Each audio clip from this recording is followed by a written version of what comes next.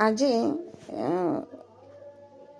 2025 ଜାନୁଆରୀ 26 ତାରିଖ ଆମ ଭାରତର 76ତମ ଗଣତନ୍ତ୍ର ଦିବସ। ଆମେ 1947 ମସିହା ଅଗଷ୍ଟ 15 ତାରିଖରେ ସ୍ୱାଧୀନତା ପ୍ରାପ୍ତ କରିଥିଲେ ବା ସ୍ୱାଧୀନ ହୋଇଥିଲେ ବା ଆମ ଭାରତ ସ୍ୱାଧୀନ ହୋଇଥିଲା। କିନ୍ତୁ 1950 ମସିହା ଜାନୁଆରୀ 26 ତାରିଖରେ ଆମର ସମ୍ବିଧାନ ଲାଗୁ ହେଲା ଏବଂ ସମ୍ବିଧାନ ନିର୍ମାଣ ସହ ସମ୍ବିଧାନ ଲାଗୁ କରାଯାଇଥିଲା। ସେହି ଦୃଷ୍ଟିରୁ ଆମେ ସେହି ଦିନଠାରୁ ଏହାକୁ ଗଣତନ୍ତ୍ର ଦିବସ ହିସାବରେ ପାଳନ କରି ଆସିଛୁ। ଆପଣମାନେ ଜାଣିଥିବେ 1947 ମସିହା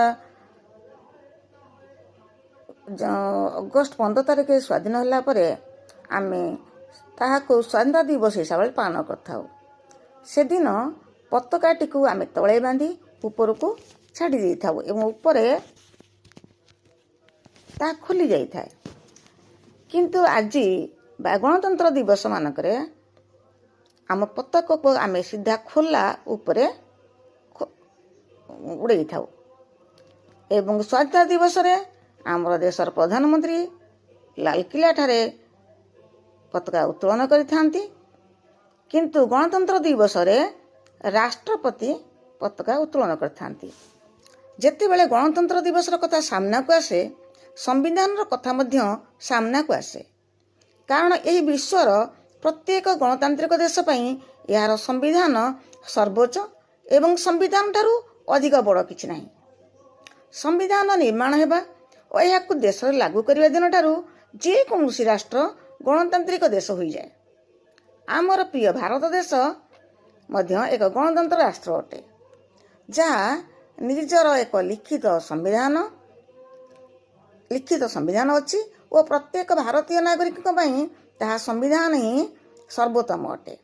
ତାହାର ପାଳନ କରିବା ଏବଂ ପାଳନ କରିବା ଆମର ଦାୟିତ୍ୱ ଅଟେ। କାରଣ ଏହା ଦେଶର ନାଗରିକଙ୍କର କର୍ତ୍ତବ୍ୟକୁ ଦର୍ଶାଇଥାଏ ଓ ତାଙ୍କ ଅଧିକାର ବିଷୟରେ ମଧ୍ୟ ସୂଚନା ଦେଇଥାଏ। ତେଣୁ ଗଣତନ୍ତ୍ରରେ ସମସ୍ତଙ୍କର ସମାନ ଅଧିକାର ରହିଛି।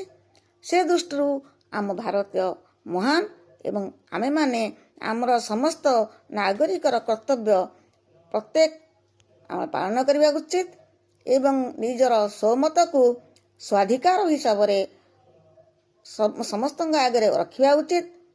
ତା ସହ ନିଜର ସହିମାନଙ୍କୁ ବଜାଇ ରଖିବା ସହ ନିଜର ଭାଷା, ଧର୍ମ, ସଂସ୍କାର ଓ ବିଚାରକୁ ଆଗକୁ ଆଣିବା ଉଚିତ। ମୁଁ ଭାବୁଛି ଏହା ଆମ ଜଣେ ଭଲ ନାଗରିକର କର୍ତ୍ତବ୍ୟ ହେବ। ତା ସହିତ ଆମ ଜାତି ଏବଂ ଆମ ଦେଶର ମାନ ରଖିବା ସଙ୍ଗେ ସଙ୍ଗେ ଆମ ଦେଶ ପ୍ରତି ଆମେ ସବୁବେଳେ କୃତଜ୍ଞ ରହିବା ଉଚିତ ଏବଂ ଦେଶ ଓ ଜାତି ପାଇଁ ବହୁତ ଭଲ ଭଲ କାମ କରି କିଛି ସମସ୍ତଙ୍କୁ ମନେ ରଖିବା ଉଚିତ।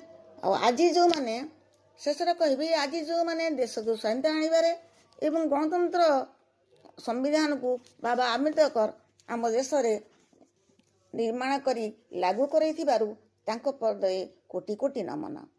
ଆମେ ସମସ୍ତେ ଭାରତୀୟ ଏବଂ ଭାରତର ଜଣେ ଜଣେ ସ୍ୱାଧୀନ ନାଗରିକ। ଜୟ ଭାରତ।